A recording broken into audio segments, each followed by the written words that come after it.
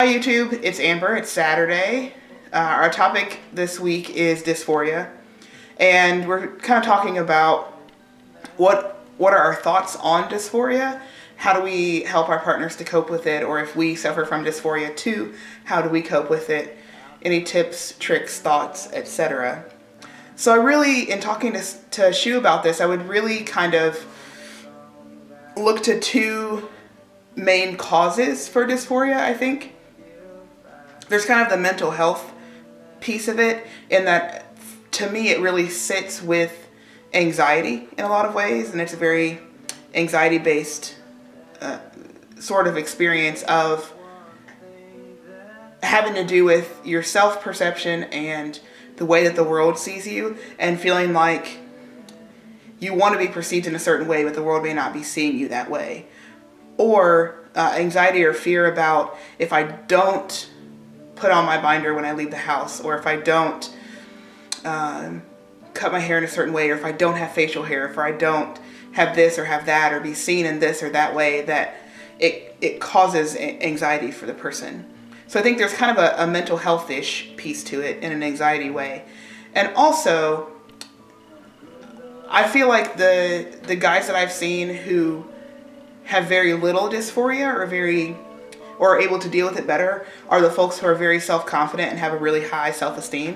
Now that's certainly not always true, but I think someone who is really self-confident, who's really has a high self-esteem, who is happy with who they are, and who can accept their body and their life for what it is now, is going to be able to cope with that dysphoria a lot better. And Shu and I were also talking about that often people want to, when they're having a dysphoric moment, to ignore it. But in some respects, you really have to feel those feelings and recognize that what you're feeling might be irrational. There was a person recently who was talking about their partner feeling really dysphoric about not having facial hair. And it's something that when you really look at it, it's kind of irrational, because there's nothing you can do about it. You can't force your body to grow hair. And some guys who are on T never grow facial hair and never really develop a full beard or a full mustache. Other guys, it's 6, 8, 12 months or 2 years and they are a hairy person, and that it just depends on the person. So I think that's a good example of something that can be that's a little bit irrational maybe, but it doesn't negate the feelings. It doesn't negate the fact that this guy still feels super dysphoric about not having facial hair when many of his male friends do. So I think as a partner, we can help by first kind of meeting them where they are. And I've said that a lot of times in my videos about the importance of meeting our partners where they are, and not trying to discount what they're feeling, not telling them what they're feeling is irrational, even though you may look at it and think to yourself, that's a little irrational. But they still feel it and they're still experiencing it. So I think it's important for us to recognize that as partners.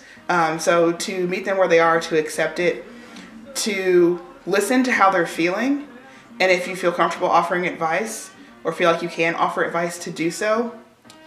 And if not, or even if you are offering advice, I think for people who have really severe dysphoria, it's really important to be talking to someone about that, to be going to see a counselor, to be trying to get to the root of what those feelings are. And are there things that you can do to make it easier to deal with? Because for some things, that dysphoria is not going to go away until whatever they're dysphoric about is fixed. So if you're super dysphoric about your chest, those feelings never are really going to go away until you have top surgery. And even then they could still resurge if the top surgery doesn't go exactly as you want, or things of that nature. So I think professional help can be super helpful to help a person explore the feelings that they're feeling. And kind of with the listening and with the accepting it and meeting them where they are, is to not get too caught up in in taking personal offense to your trans partner not wanting you to touch them in a certain place, or not wanting you to see them without a binder on, or any of that sort of stuff. I think the best thing we can do to be supportive is just to, whatever they need, to just try and do that, as long as it's not going to be something that's detrimental to them. As long as you don't feel like it's detrimental to not touch their chest or whatever the case may be, to just go ahead and do those things, and to not feel like your partner saying, I don't want you to touch my chest, or I don't want you to touch me below the belt, that doesn't mean that you're a bad lover, or that you're a bad person, or that they don't care about you. Sometimes that dysphoria is just so strong that they can't mentally get past it. So to kind of go with what they're willing to go with, and if you can help to move them to a better place, to do that. And if you can't, to just do the best that you can and try to love them through whatever they're feeling. So those are kind of my thoughts on dysphoria. If you have thoughts, comments, questions, feel free to put them below, or say something on the Sweethearts group. I'll try to post this there as well after I get it up online. And I hope everybody has a great week, and we'll see you next week.